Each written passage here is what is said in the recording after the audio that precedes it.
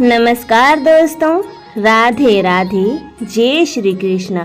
सभी भक्तगण एक साथ बोले हर हर महादेव। आज हम सुनने जा रहे हैं आषाढ़ मास महात्म्य अध्याय 20।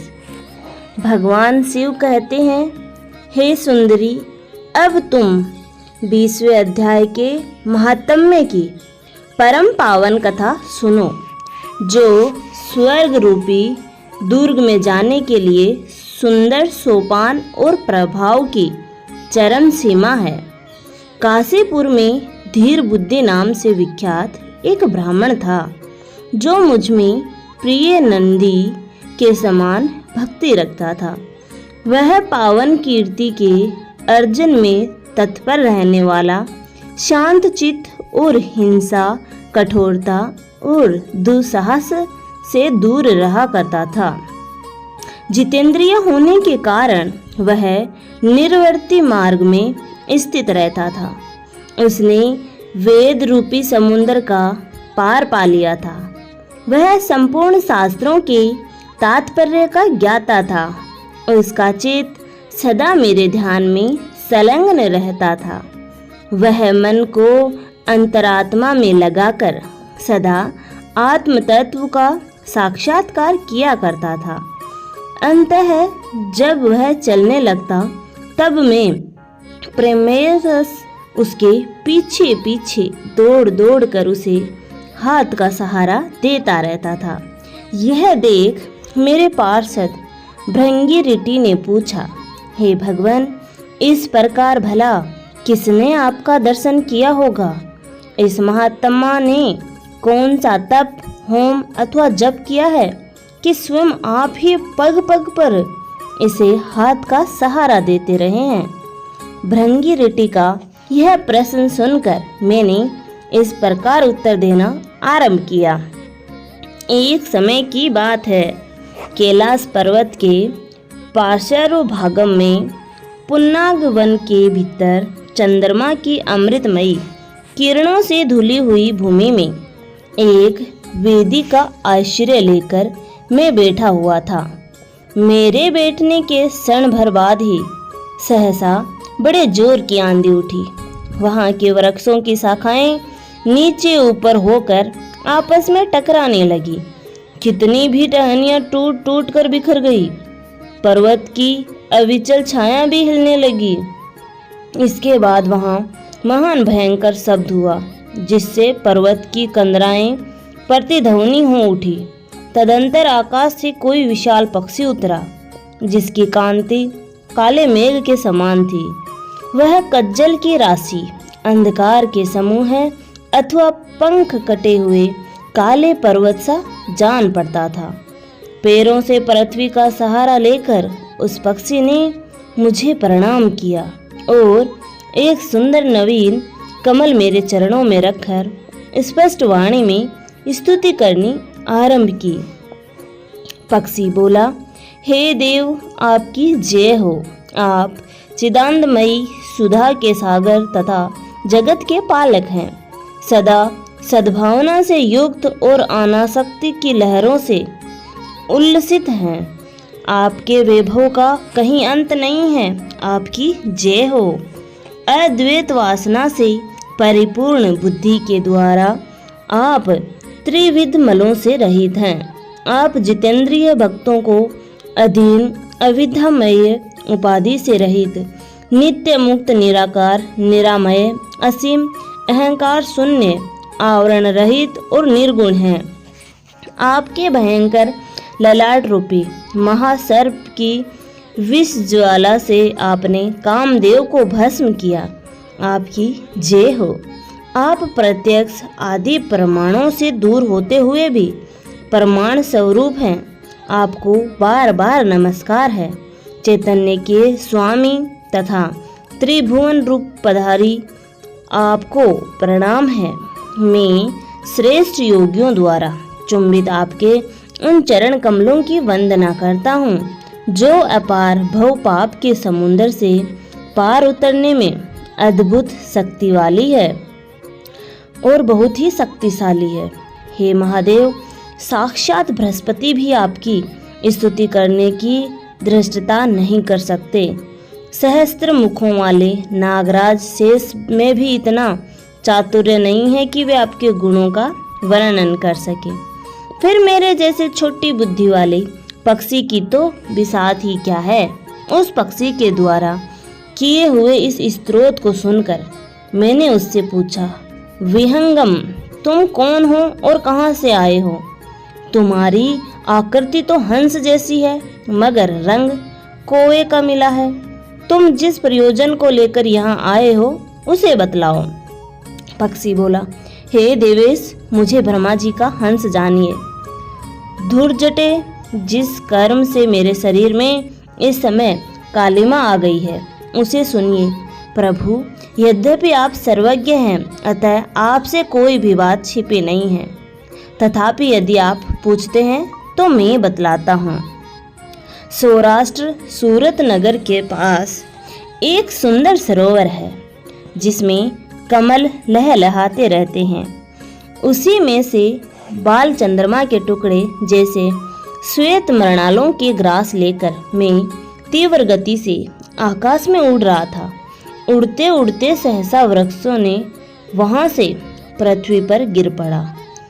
वह जब मुझे होश आया तो मैं भी जमीन पे गिरा हुआ खुद को पाया और अपने गिरने के कोई कारण न देख सका तो मन ही मन सोचने लगा, ओहो, यह मुझ पर क्या आ पड़ा। आज मेरा पतन कैसे हो गया? पके हुए कपूर के समान मेरे श्वेत शरीर में यह कालिमा कैसे आ गई? इस प्रकार विस्मित होकर मैं अभी विचार ही कर रहा था कि उस पोखरे के कमलों में से मुझे ऐसी वाणी सुनाई दी, हंस उठो, मैं तुम्हारे गिरने और काले होने का कारण बताती हूँ। तब मैं उठकर सरोवर के बीच गया और वहाँ 5 कमलों से युक्त एक सुंदर कमलिनी को देखा। उसको प्रणाम करके मैंने प्रदक्षिणा की और अपने पतन का कारण पूछा। कमलिनी बोली, हे कालहंस, तुम आकाश मार्ग से मुझे लांग कर गए हो। उसी पातक के परिणामवश तुम्हें पृथ्वी पर गिरना पड़ा है तथा उसी के कारण तुम्हारे शरीर में कालिमा दिखाई देती है। तुम ही गिरा हुआ देख मेरे हृदय में दया भर आई है और जब मैं इस मध्यम कमल के द्वारा बोलने लगी हूँ उस समय मेरे मुख से निकली हुई सुगंध को सूंघकर 60,000 भंवरे स्वर्गलोक को प्राप्त हो गए हैं।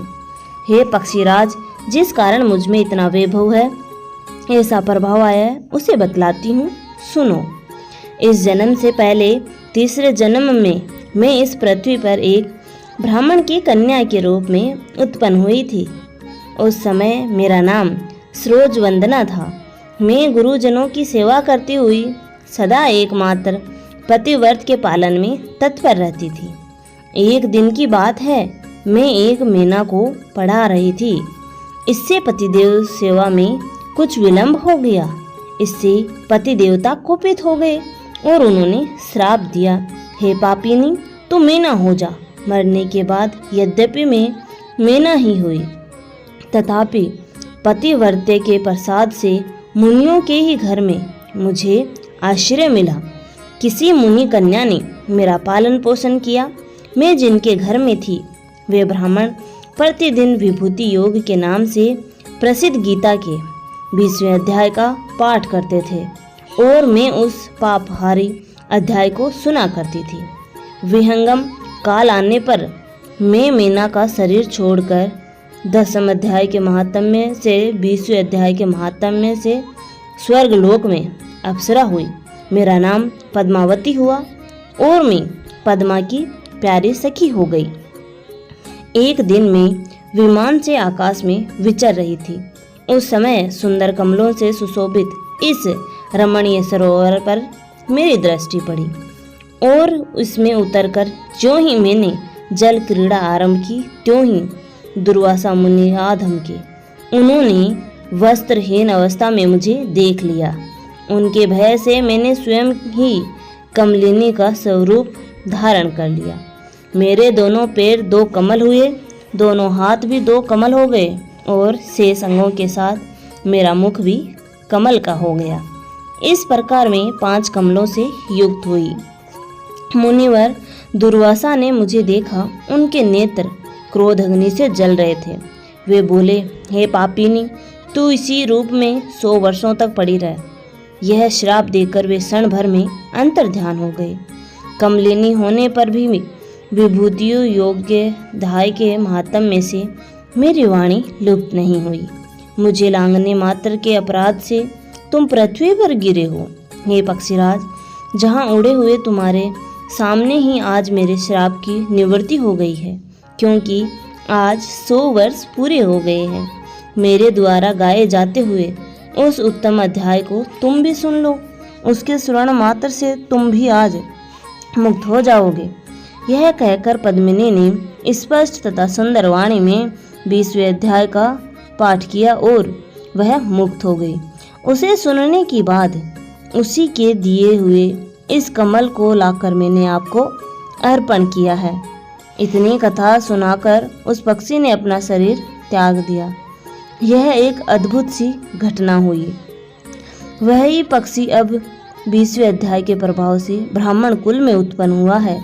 जन्म से ही अभ्यास होने के कारण शेषवावस्था से ही उसके मुख से सदा गीता के अध्याय का उच्चारण हुआ करता है।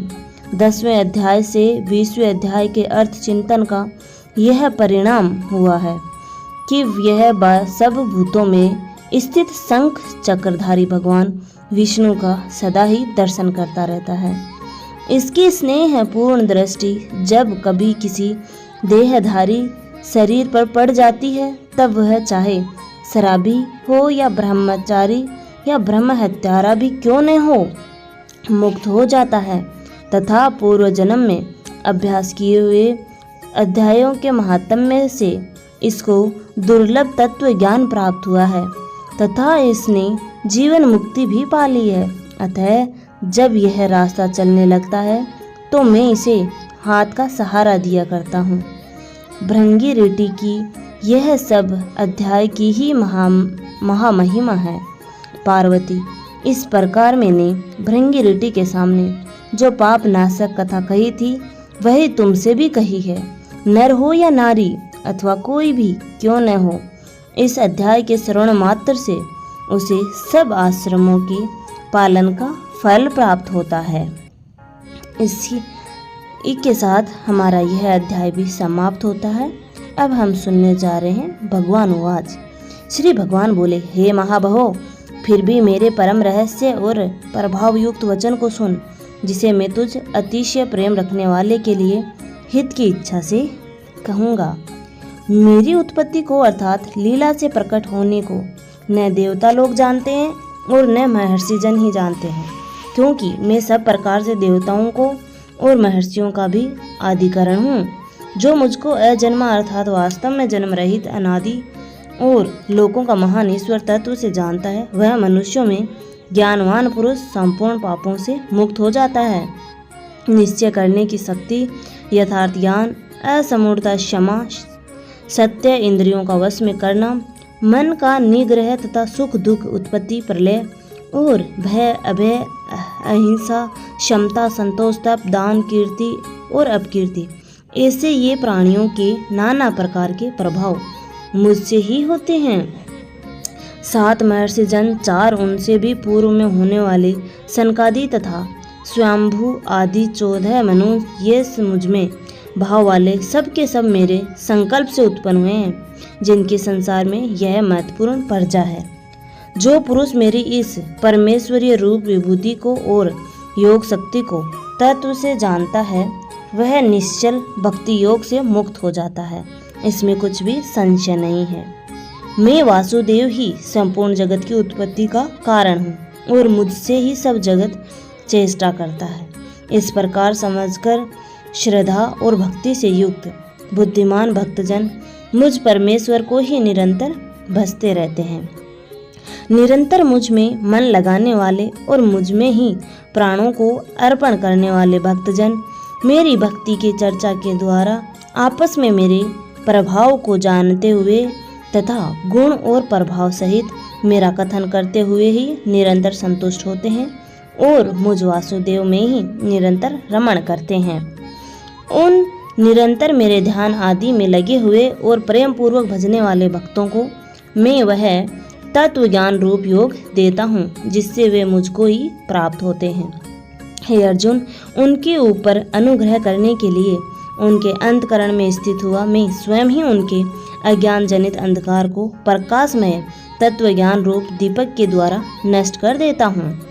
अर्जुन बोले, आप परम ब्रह्म, परम धाम और परम पवित्र हैं, क्योंकि आपको सब ऋषिगण, सनातन दिव्य पुरुष और देवों का भी आदिदेव, अजन्मा और सर्वव्यापी कहते हैं। वैसे ही देवर्षि नारद तथा असित और देवल ऋषि तथा महर्षि व्यास भी कहते हैं और आप भी मेरे प्रति कहते हैं।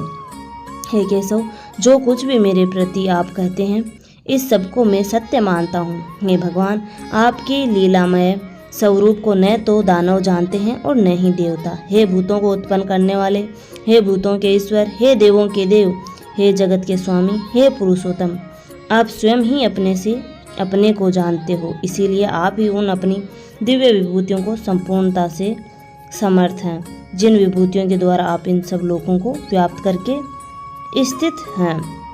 धन्यवाद दोस्तों, यहाँ तक बने रहने के लिए।